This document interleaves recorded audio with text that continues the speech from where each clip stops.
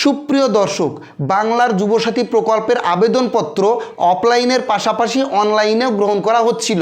প্রথমে যখন অনলাইনে এই আবেদনপত্র গ্রহণ করা হয় তখন কিন্তু সার্ভারের সমস্যা ছিল, পুরোপুরি ফর্ম সাবমিট হচ্ছিল না। বর্তমানে কিন্তু পুরোপুরিভাবে এই ফর্ম সাবমিট হচ্ছে বেশ কিছু নিয়ম মেনে। নিয়মটা হলো রাত্রি 7টা থেকে সকাল 9টা পর্যন্ত কিন্তু যুবসাথী প্রকল্পের জন্য অনলাইনে আবেদন করতে পারবেন এবং সকাল 9টা থেকে রাত্রি 7টা পর্যন্ত কিন্তু এই অনলাইনটা বন্ধ থাকবে। শুধুমাত্র অফলাইনে দুয়ারে ক্যাম্পে গিয়ে কিন্তু আপনারা এই বাংলা যুবসাথী প্রকল্পের ফর্ম পূরণ করতে পারবেন। এবং অনলাইনে যুবসাথী প্রকল্পের যে নতুন করে আবেদন শুরু করা হয়েছে, চলুন দেখি বিস্তারিত। তার আগে অবশ্যই আমার চ্যানেলটাকে সাবস্ক্রাইব করুন এবং আমাকে উৎসাহ প্রদান করুন। সর্বপ্রথম আপনারা আপনাদের মোবাইল অথবা কম্পিউটারে গিয়ে গুগল ক্রোম ব্রাউজারটা ওপেন করবেন এবং সার্চ বারে গিয়ে লিখবেন apas.wb.gov.in, তারপরে সার্চ করুন।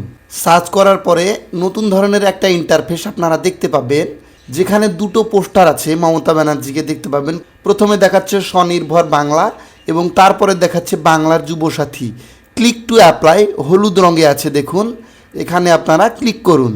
ক্লিক করার সঙ্গে সঙ্গে নতুন ধরনের একটা ইন্টারফেস দেখাবে এবং লেখা আছে বাংলার যুবসাথী এবং আপনাকে কোন ডকুমেন্টস কত কেবির মধ্যে আপলোড করতে হবে সমস্ত কিন্তু এখানে দেখানো হয়েছে। সঠিক পরিমাণের বেশি যদি আপনি পিডিএফগুলো তৈরি করেন তাহলে কিন্তু আপনি ডকুমেন্ট আপলোড করতে পারবেন না। এবার বাদিকে 3টে অপশান দেখতে পাচ্ছেন, সেই 3টের মধ্যে অ্যাপ্লাই অনলাইন বলে মধ্যে আছে, সে অ্যাপ্লাই অনলাইনে ক্লিক করুন। এবার দেখুন অ্যাপ্লাই অনলাইনে ক্লিক করার সঙ্গে সঙ্গে আরেকটা ইন্টারফেস আসলো, সেখানে বলছে অ্যাপ্লিক্যান্ট লগ ইন। তাহলে যার জন্য বাংলা যুবসাথী আবেদন করবেন তার মোবাইল নম্বর এখানে দিন। আমি একটা মোবাইল নম্বর দিচ্ছি। তারপরে দেখুন একটা ছোট্ট অঙ্ক সলভ করতে হবে, যোগ কিংবা বিয়োগ। এখানে দেখুন 13 এবং 8 দিয়েছে, তাহলে হবে 21। অঙ্কটা সলভ করার পরে গেট ওটিপি অথবা সিক্রেট পিন বলে যে অপশানটা আছে ওখানে ক্লিক করুন। তারপরে দেখুন OTP is send to your mobile number, ওকেতে চাপ দিন এবং সঙ্গে সঙ্গে আপনার এন্টার করা মোবাইল নম্বরে ওটিপি চলে গেল।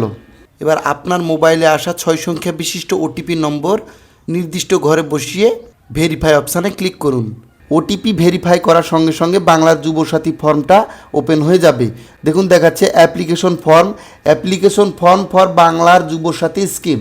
এবারে এই ফর্মের প্রথমে দেখুন আপনি যে ফোন নম্বরটা এন্টার করেছিলেন সেই ফোন নম্বরটা কিন্তু এখানে দেখাচ্ছে। তারপরে অপশান আছে আধার নম্বর, অর্থাৎ অ্যাপ্লিকেন্টের আধার নম্বরটা এখানে দিতে হবে। তারপরে বলছে বেনিফিশিয়ারি ফার্স্ট নেম, বসিয়ে দিন প্রথম নামটা। মিডল নেম থাকলে দেবেন, না হলে কিন্তু তার টাইটেলটা লাস্ট নেম দিয়ে দেবেন। লাস্ট নেমটাও বসিয়ে দিলাম। তারপরে বলছে mobile number linked with bank account, bank অ্যাকাউন্টের সঙ্গে লিঙ্ক করা আছে এরকম একটা মোবাইল নম্বর কিন্তু আপনাকে দিতে হবে। দিয়ে দিলাম মোবাইল নম্বর। ইমেল আইডি, এটা বলছে ইফ এনি, এটা কিন্তু স্টার মার্ক নেই সেহেতু অপশনাল, আপনি ইচ্ছে হলে দেবেন, না ইচ্ছে হলে না দেবেন। তারপরে জেন্ডার আমি দিয়ে দিলাম। তারপরে হলো জন্ম তারিখ বসাতে গেলে প্রথমে আপনাকে বছর, তারপরে মাস, তারপরে দিন সিলেক্ট করতে হবে এবং তারপরে নিচে দেখুন ফাদার্স নেম। এখানে বেনিফিশিয়ারি তার বাবার নাম দেবে, অবশ্যই মাধ্যমিকের অ্যাডমিট মার্কশিট দেখে, অন্য কোনো কাগজ দেখে নয়।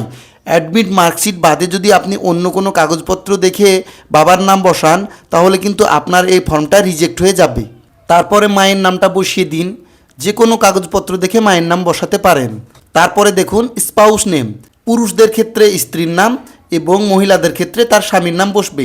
আমি যার ফর্ম ফিল আপ করছি সে কিন্তু অবিবাহিত, তাহলে কোনো প্রয়োজন নেই।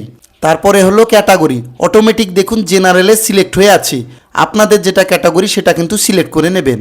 তারপরে নিচে দেখুন ম্যারিটাল স্ট্যাটাস, অর্থাৎ সে বিবাহিত, অবিবাহিত নাকি ডিভোর্সি, এই সবগুলোর মধ্যে যেটা হবে সেটা কিন্তু দিয়ে দেবেন। তারপরের অপশান হলো হাউস নম্বর অথবা প্রেমিসেস নম্বর, অর্থাৎ বাড়ি নম্বর বা প্রাঙ্গণ নম্বর। সাধারণত গ্রামের ক্ষেত্রে বাড়ির নম্বর হয় না, এটা কিন্তু ভোটার তালিকা থেকে বের করতে হয়। 2026-এর খসড়া ভোটার তালিকা থেকে আপনার এপিক কার্ড নম্বর অনুযায়ী সেই তালিকাটা দেখুন এবং সেখানে দেখুন যে আপনার বাড়ির নম্বর সেখানে পেয়ে যাবেন। খসড়া তালিকা অনুযায়ী আমি বাড়ির নম্বরটা বসিয়ে দিলাম। তারপরে ভিলেজ, টাউন, সিটি দিয়ে দিলাম গ্রামের নাম। আপনাদের যেটা হবে সেটা আপনারা দিয়ে দেবেন। তারপরে পোস্ট অফিস, আপনাদের যেটা পোস্ট অফিস সেটা দিয়ে দেবেন। তারপরে ডিস্ট্রিক্ট যেটা হবে আপনাদের সেটা সিলেক্ট করে নেবেন। আমার মুর্শিদাবাদ, তাই মুর্শিদাবাদ জেলা সিলেক্ট করে নিলাম। তারপরে দেখুন ব্লক অথবা মিউনিসিপ্যালিটি। আপনি যদি ব্লকের আন্ডারে বাস করেন তাহলে ব্লক সিলেক্ট করবেন, এবং মিউনিসিপ্যালিটির আন্ডারে যদি বাস করে থাকেন তাহলে মিউনিসিপ্যালিটি সিলেক্ট করবেন।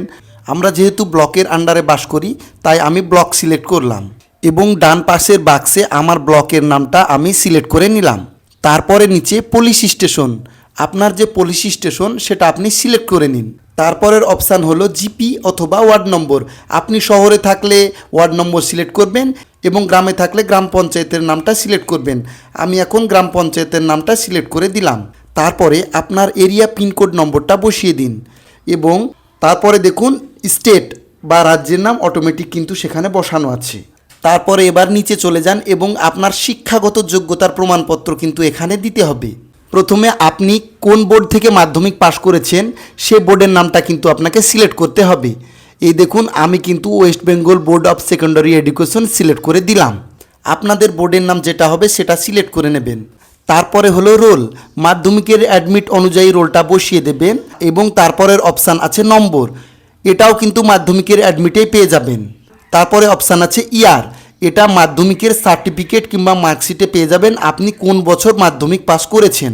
তারপরের অপশান এডুকেশনাল কোয়ালিফিকেশন হাইয়েস্ট, আপনি সর্বোচ্চ যতদূর শিক্ষাগত যোগ্যতা অর্জন করেছেন সেটা ইচ্ছে হলে দেবেন, না হলে শুধুমাত্র মাধ্যমিক পাস দিলেই কোনো সমস্যা হবে না। আমি বেশি কিছু না দিয়ে মাধ্যমিক পাসটাই লিখে দিলাম। তারপরের অপশান প্রেজেন্ট অকুপেশন, অর্থাৎ বর্তমান পেশা।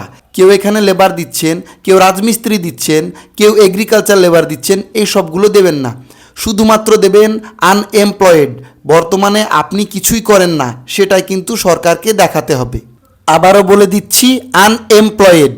তারপরের অপশান হলো ব্যাংক অ্যাকাউন্ট ডিটেলস, আধার লিঙ্কেড, অর্থাৎ আপনার যে ব্যাংকের বইয়ের সঙ্গে আধার কার্ড লিঙ্ক করা আছে সেই ব্যাংকের ডিটেলস কিন্তু এখানে দেবেন।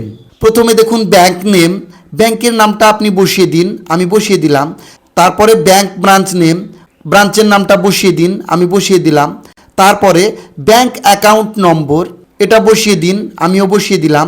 তারপরে আইএফএসসি কোড, এই কোডটা কিন্তু খুব গুরুত্বপূর্ণ, অবশ্যই ভালো করে দেখে বসাবেন। তারপরে অপশান বলছে weather financial assistance received from government accepted any state provide financial assistance for educational benefits or scholarship, অর্থাৎ অন্য কোনো সরকারি সাহায্য পান কি না রাজ্য সরকার প্রদত্ত শিক্ষাগত সুবিধা বা বৃত্তি ছাড়া। পেয়ে থাকলে ইয়েস করবেন, আর না পেয়ে থাকলে নো করবেন। আমি নো করে দিলাম, এবং নিচে লাল রঙে হাইলাইট করা আছে সেভ বেসিক ডিটেলস, ওই অপশানে ক্লিক করলাম। ক্লিক করার সঙ্গে সঙ্গে নতুন ধরনের একটা ইন্টারফেস আমাদের সামনে চলে আসবে। এবার কিন্তু সমস্ত ডকুমেন্ট আপলোড করার জন্য একটা ফরম্যাট চলে আসলো। আমাদেরকে এবার প্রত্যেকটা ডকুমেন্ট কিন্তু পিডিএফ আকারে আপলোড করতে হবে। আগে থেকেই এই পিডিএফগুলো আপনারা তৈরি করে নেবেন। সমস্ত পিডিএফ 300 কেবির নিচে, ছবি এবং সিগনেচার এই দুটো কিন্তু জেপিজি 50 কেবির নিচে রাখবেন। প্রথমে ডকুমেন্ট টাইপে গিয়ে মাধ্যমিকের অ্যাডমিট কার্ড সিলেক্ট করলাম, এবং চুজ ফাইলে গিয়ে অ্যাডমিটের পিডিএফটাকে আপলোড দিলাম, এবং সেভ ডকুমেন্টসে ক্লিক করলাম। দেখুন আপলোড হয়ে গেল, এবং ওকে অপশানে ক্লিক করলাম। এই রকম করে প্রত্যেকটা ডকুমেন্ট আপনারা আপলোড করে দেবেন। সব ডকুমেন্ট আপলোড হয়ে গেলে নিচে অপশান আসবে ব্যাক এবং রেডি টু সাবমিট। আপনি যদি ব্যাক অপশানে ক্লিক করেন তাহলে আবার প্রথম পেজে চলে যাবেন, তাহলে রেডি টু সাবমিট অপশানে ক্লিক করুন। ক্লিক করার সঙ্গে সঙ্গে সেলফ ডিক্লিয়ারেশন অপশান চলে আসবে। আপনি সেলফ ডিক্লিয়ারেশন অপশানে ক্লিক করে ফাইনাল সাবমিট অপশানে ক্লিক করে দিন। ফাইনাল সাবমিট অপশানে ক্লিক করলে একটা ওয়ার্নিং বক্স দেখাবে, বক্সে লেখা আছে সাবমিট করার পর কোনো কিছু আর পরিবর্তন করতে পারবেন না।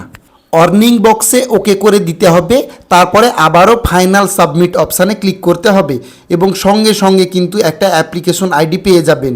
এবং ডান দিকে দেখুন অ্যাপ্লিকেশন ফর্ম, ওই অপশানে ক্লিক করলে বাংলা যুবসাথী ফর্মটা যে আপনি ফিল আপ করলেন তার পিডিএফটা আপনি ডাউনলোড করে নিতে পারবেন। অ্যাপ্লিকেশনটা প্রিন্ট করে নিজের কাছে সযত্নে রেখে দেবেন।